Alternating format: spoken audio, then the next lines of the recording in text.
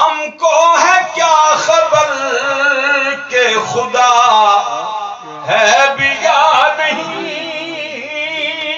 ہم کو ہے کیا خبر کہ خدا ہے بھی، ہم کو تو پتہ نہیں، خدا کسی نے دیکھا تو نہیں ہے نا، لیکن مانتے سارے ہیں۔ فرمایا جس طرح اس زبان پہ اعتبار کر کے بن دیکھے میں نے خدا کو مان لیا ہے نا، اسی طرح بن دیکھے سودے کو بھی مان لیا۔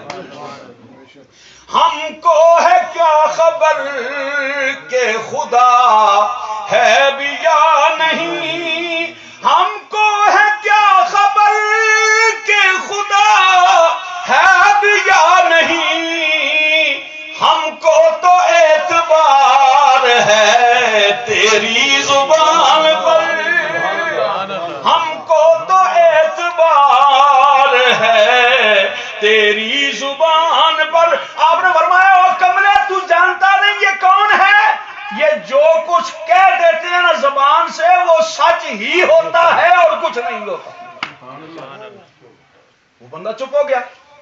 اب حضور نے اعلان کیا، اے حذیفہ تو نے بن دیکھے میری گواہی دی ہے نا، آج کے بعد پوری امت میں جہاں کہیں گواہی کی ضرورت ہوگی ہر بندہ اکیلا گواہ ہوگا، پر جس کا تو گواہ ہوگا نا ایک تو دو کے برابر ہوگا۔ اب اس آیہ کریمہ کے گواہ تھے یہ، فرمایا پہلی بات تو یہ ہے کہ یہ اکیلا گواہ دو کے برابر ہے، اور دوسری بات یہ ہے کہ یہ آیت ہے شان مصطفیٰ میں، یہ آیت ہے شان مصطفیٰ میں۔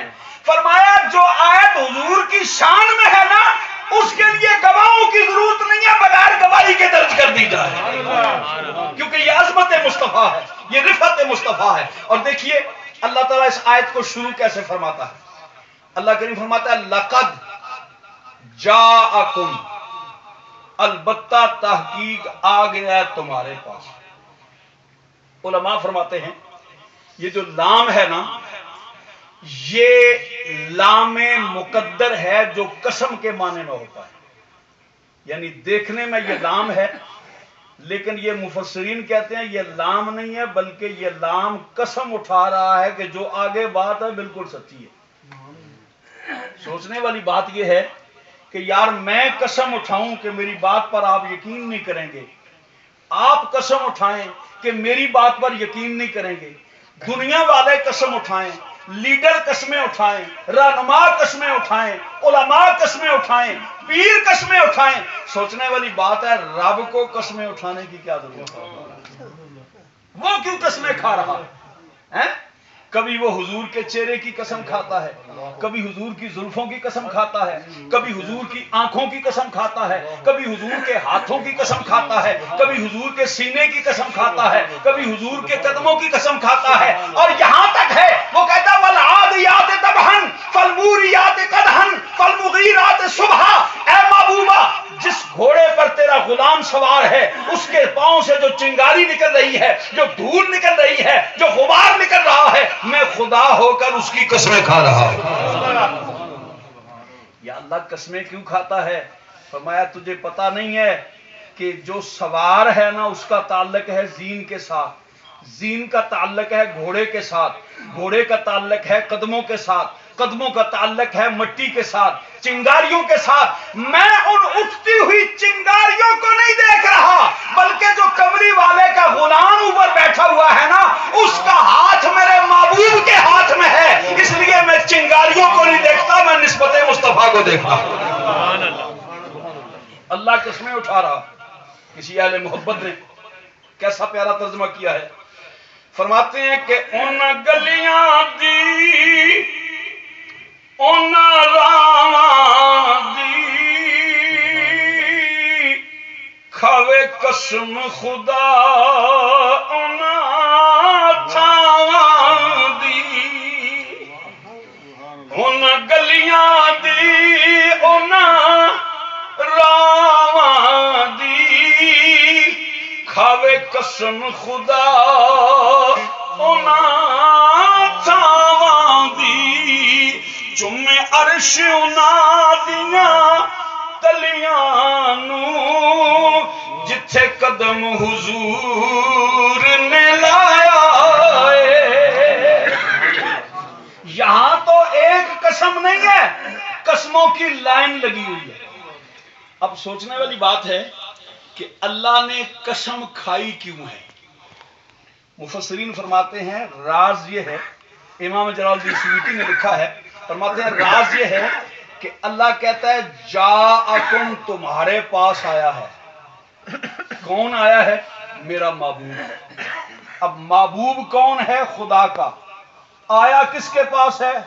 مکے کی کچی کوٹھڑی میں، کچے کلے میں، کچے حجرے میں، بلال کے پاس، صدیق اکبر کے پاس، فاروق اعظم کے پاس، عثمان غنی کے پاس۔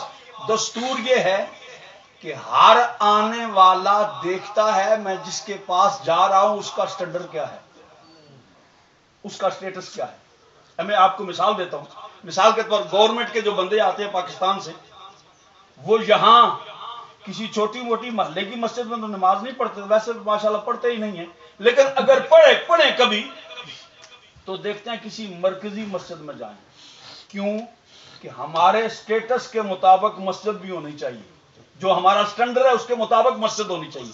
یعنی ہر آنے والا اپنے سٹیٹس کو دیکھتا ہے کہ میں جا کہاں رہا ہوں۔ رب کہتا ہے دیکھو پوری دنیا ہر بندہ اپنا سٹیٹس دیکھتا ہے، میں نے اپنا سٹیٹس دیکھ کے نہیں دیکھا، میں نے تمہاری طرف بھیجا ہے۔ تم اگر کچے کلے میں رہتے ہو تو محبوب تمہارے پاس ہے، محل میں رہتے ہو تو محبوب تمہارے پاس ہے، گلی میں رہتے ہو تو محبوب تمہارے پاس ہے، جھونپڑے میں رہتے ہو تمہارے پاس ہے۔ یعنی جدھر تم ہو نا، شرط یہ ہے کہ تم اس کے ہو جاؤ، جاءکم، تم سب کی طرف میرا محبوب آ گیا۔ اب قاعدہ یہ ہے کہ اگر کوئی بڑا بندہ کہیں جائے نا تو وہ اپنا سٹینڈرڈ دیکھتا ہے کہ میں کس کے پاس۔ مثال کے طور پر کوئی عالم آتا ہے تو پوچھتا ہے یار نیو یارک میں عالم کتنے ہیں؟ کوئی قاری آتا ہے تو کہتا جی قاری کتنے ہیں؟ کوئی نعت خان آتا ہے تو کہتا جی نعت خان کتنے ہیں؟ کوئی حکیم آتا ہے تو کہتا جی حکیم کتنے ہیں؟ کوئی طبیب آتا ہے تو کہتا جی طبیب کتنے ہیں؟ یعنی ہر بندہ اپنے سٹیٹس کے بندے کو چیک کرتا ہے وہ کون ہے، اس کے ساتھ ملوں۔ لیکن قربان جاؤں، مہمان ہے خدا کا، محبوب ہے خدا کا، آیا کس کے پاس ہے؟ آمنہ خاتون کے کچے حجرے میں۔ رب کہتا ہے میں قسم اس لیے اٹھا رہا ہوں کہ تمہیں یہ پتا ہونا چاہیے کہ میں نے اپنا محبوب، اتنا اونچا محبوب بھیجا کہاں ہے؟ آمنہ خاتون کے کچے حجرے میں۔ یہ تمہارے لیے بھیجا ہے، تمہیں عزت عطا فرمائی۔ علامہ شامی، ان کی کتاب ہے نصر الدرر فی مولد ابن حجر، اس کے اندر ایک بڑی پیاری بات لکھتے ہیں، ارشاد فرماتے ہیں کہ الحمدللہ الذی فضل ھذا العالم، حمد ہے اس خدا کی جس نے فضیلت بخشی اس عالم کو۔ کس سے؟ سورج سے، چاند سے، ستاروں سے، زمین سے، باغات سے، لیل و نہار سے نہیں۔ فرمایا فضل ھذا العالم بمولد سید ولد آدم، اللہ نے اس جہان کو فضیلت بخشی کہ آمنہ کے لال کا میلاد اس جہان کے اندر فرمایا ہے۔ اس پر بڑی باتیں ہیں تشریح کے لیے، انشاءاللہ زندگی رہی تو پھر کبھی صحیح۔ یہاں جو میں بات عرض کرنا چاہتا ہوں کہ آیا کہاں سے ہے؟ رب کی طرف سے۔ آیا کس کے پاس ہے؟ حضور فرماتے ہیں اللہم احینی مسکینا وامتنی مسکینا واحشرنی فی زمرۃ المساکین۔ لوگو اللہ مجھے غریبوں کے ساتھ زندہ رکھے، غریبوں کے ساتھ میں دنیا سے جاؤں، اور قیامت کے دن اٹھوں تو بھی میرا غریبوں کے ساتھ اٹھنا ہو۔ کسی اہل محبت نے کہا کیسا پیارا ترجمہ کیا ہے، فرماتے ہیں کہ کسے شہر دے وچ کوئی ادیب